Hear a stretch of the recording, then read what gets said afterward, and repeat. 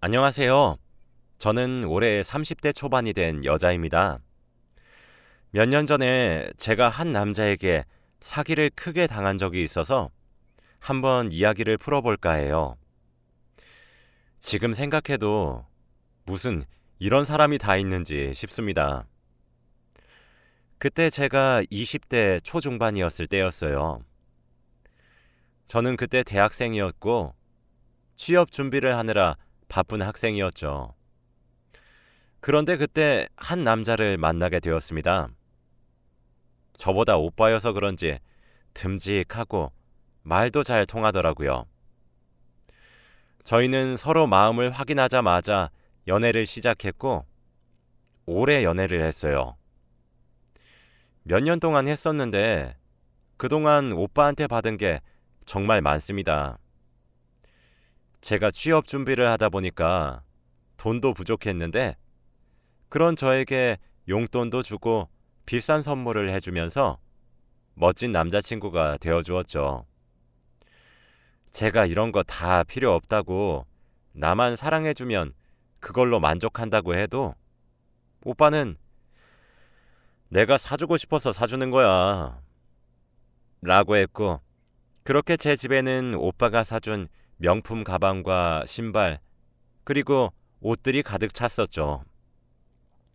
저도 받고만 있을 수 없으니 열심히 아르바이트를 해서 명품 옷도 사주고 그랬네요. 그런데 오빠도 저와 같은 학생이고 아르바이트를 열심히 하는 것도 아닌데 어디서 그렇게 돈이 생기는지 모르겠더라고요. 오빠 말로는 예전에 모아둔 거라고 하는데 아직 20대 중반이 몇 천까지 모을 수 있나요? 그때는 자기 관리 잘하는 멋진 남자라고 생각했고 저희는 몇 년 동안 연애를 했으니 당연히 저희 사이에는 결혼 이야기가 오고 가기 시작했습니다. 오빠가 저한테 선물을 주면서 저를 생각해 주는 것도 좋았는데 무엇보다 오빠와 결혼을 하고 싶었던 이유는 바로 오빠가 저밖에 모르는 바보였기 때문입니다. 어딜 가든 우리 수정이랑 오고 싶다 라고 하면서 제 생각하기 바빴거든요. 제가 걱정하지 않게 자주 저한테 전화를 했고 사진도 찍어 보내주었습니다. 오빠는 이미 자기 부모님한테 제 이야기를 했다면서 결혼도 하고 싶다고 말을 했다고 했고 둘 다 취업만 하면 바로 결혼식을 올리자고 했답니다. 한 번은 친구 결혼식에 갔다 오더니 오늘 친구 결혼하는 거 보니까 나도 얼른 우리 수정이랑 결혼하고 싶다 라고 하더라고요. 예쁜 웨딩드레스를 입은 저를 보면 설렌다나 뭐라나. 그리고 부모님과 여행을 가서도 부모님이 네 얘기 많이 하시네. 우리 곧 인사드리자 라고 말을 하는 남자였어요.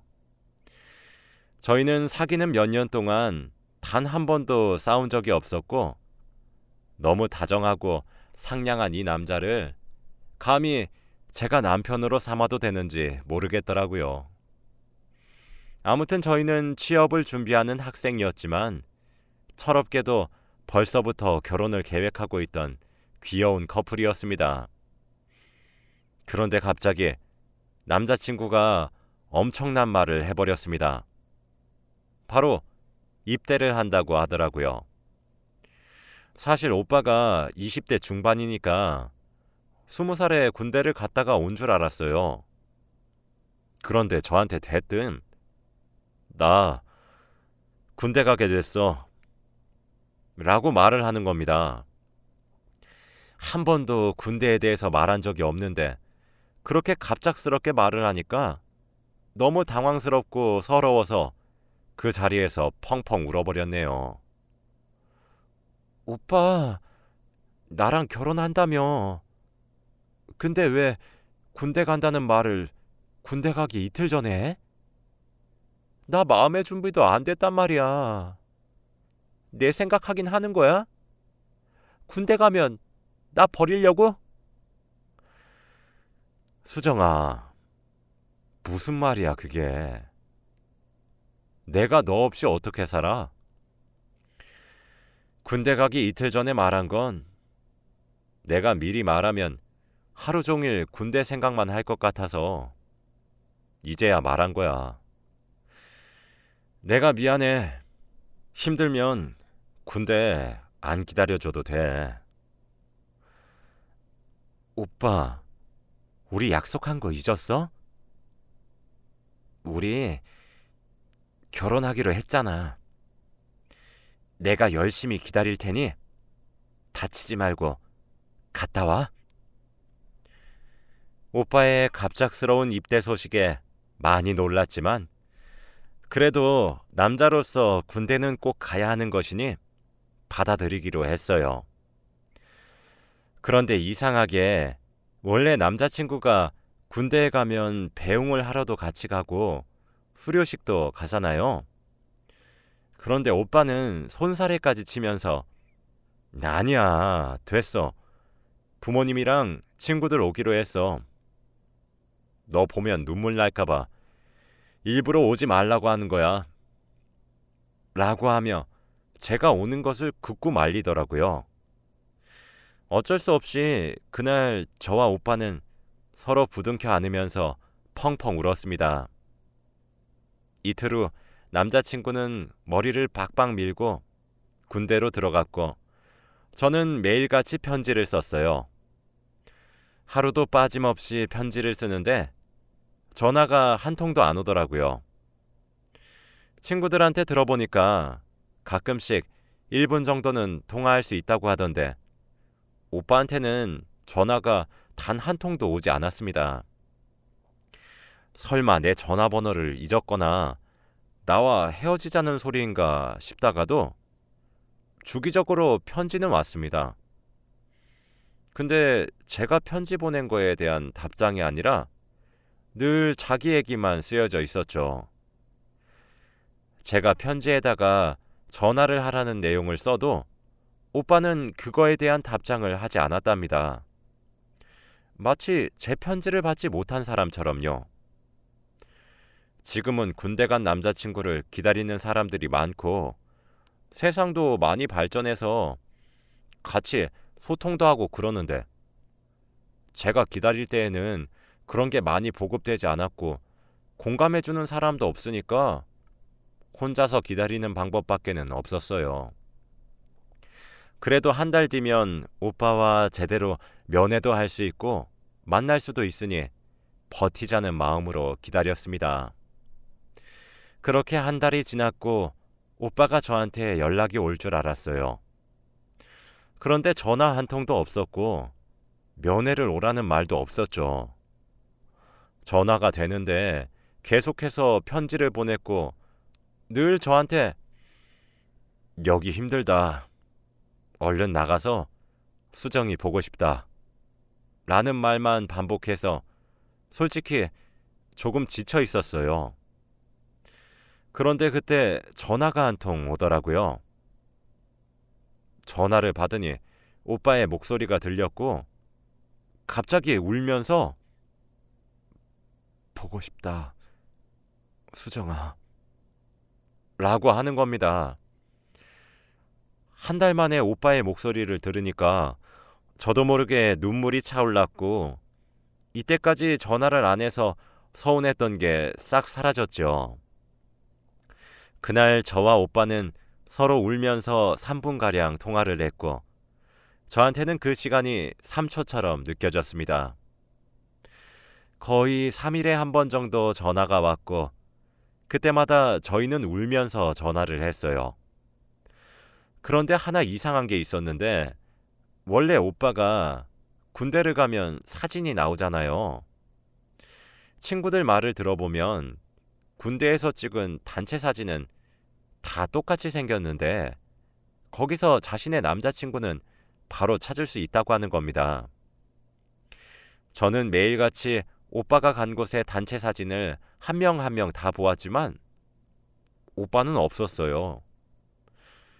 제가 못 찾으니까 친구가 너 남자친구 머리 깎고 나서 얼굴 변했냐? 남자는 원래 머리빨이잖아. 라고 하더라고요. 오빠가 못생긴 편은 아니었는데 머리를 깎고 한 번도 본 적이 없으니까 오빠를 도저히 못 찾겠는 겁니다. 그래서 휴가를 나오면 사진을 보여주고 오빠한테 직접 물어봐야겠다고 생각했어요. 몇 달이 지나고 오빠가 군대 생활에 적응을 했는지 저한테 전화가 와서는 오늘 축구 잘해서 휴가 받았어. 라고 하는 겁니다. 군대를 가서 단 한 번도 본 적이 없는데 이렇게 휴가를 나온다고 하니까 너무 설레고 기쁘더라고요. 그렇게 오빠의 휴가 당일이 되고 몇 달 만에 본 오빠의 얼굴은 정말 반쪽이 되어 있었습니다. 그 모습을 보니까 눈물이 나기 시작했고 저희는 부끄러움도 없이 길거리에서 서로를 안고 펑펑 울었네요. 그리고 오랜만에 데이트를 했는데 그때 물어보기로 했던 단체 사진 속에 오빠가 어딨는지 알려달라고 했어요. 그런데 오빠는 당황을 하면서 나도 잘 모르겠는데 워낙 단체 사진을 많이 찍어서 라고 하더라고요. 그때는 그런가 보다 했네요. 오빠, 나 오빠 군대 얘기 듣고 싶은데 군대 어때? 거기서 친해진 사람은 있어? 제가 이렇게 물으니까 오빠가 한 번 더 당황을 하면서 군대? 군대가 다 똑같지. 다 친해 그냥. 이라고 하며 두루뭉실하게 말을 하더라고요.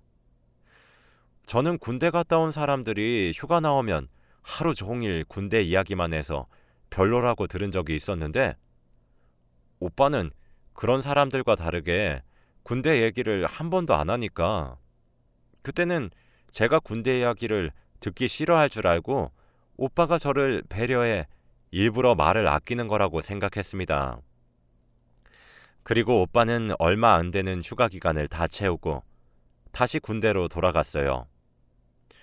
오빠가 군대 돌아가기 전에 나 휴가 또 언제 나올지 몰라. 근데 나 군대 가니까 너랑 얼른 결혼하고 싶더라. 나 곧 전역하니까 우리 진지하게 결혼에 대해서 생각해보자. 하고 말을 하더라고요. 오빠가 그렇게 말해주니 저도 너무 좋았고 오빠가 얼른 전역하기만을 기다렸습니다. 그동안 저는 드디어 취업에 성공하면서 정말로 오빠와의 결혼에 한 발자국 다가갈 수 있었어요.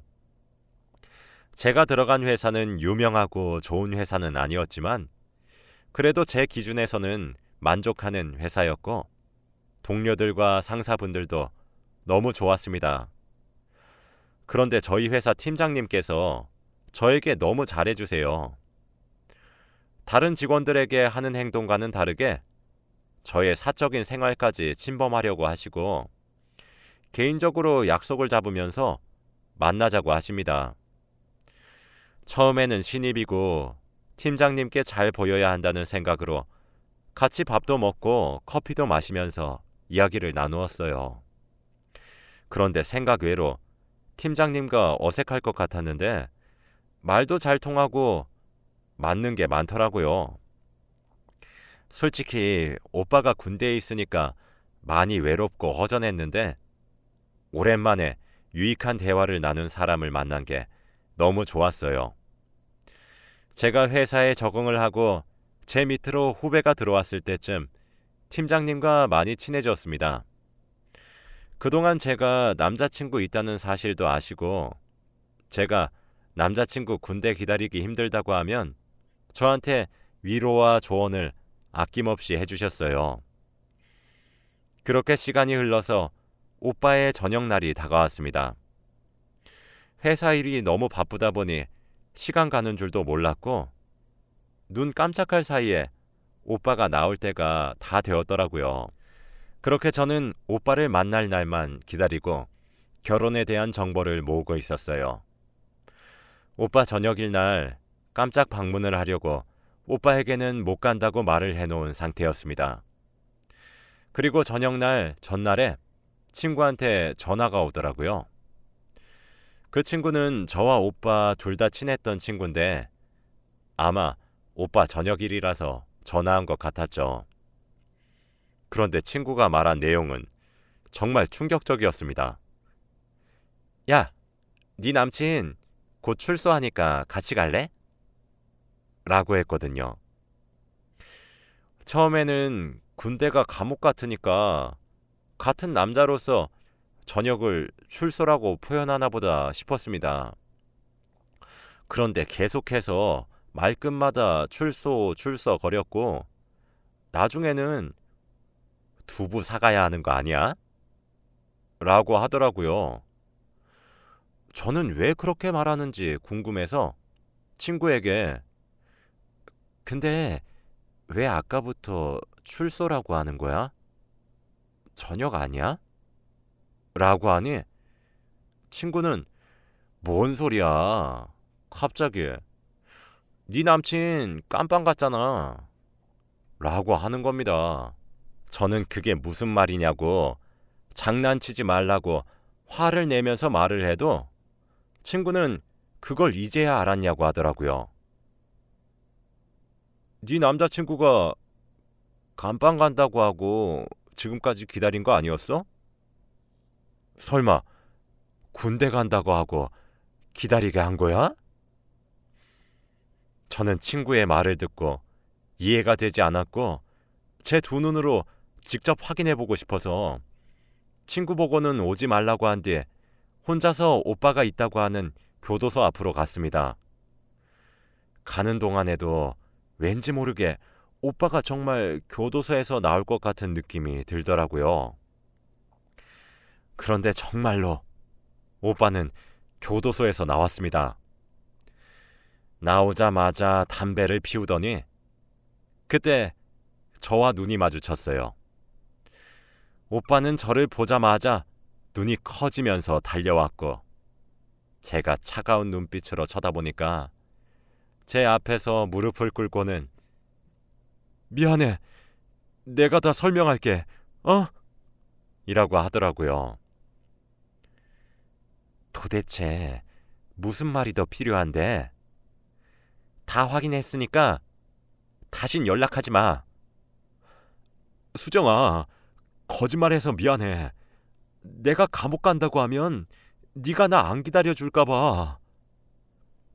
그때 오빠 휴대폰에서 전화가 왔는데 소리가 너무 커서 저한테까지 잘 들렸습니다.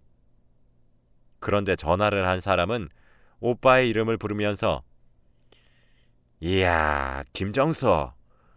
오늘 출소일 맞지? 30대 중반인 놈이 힘이 장사다. 라고 하더라고요.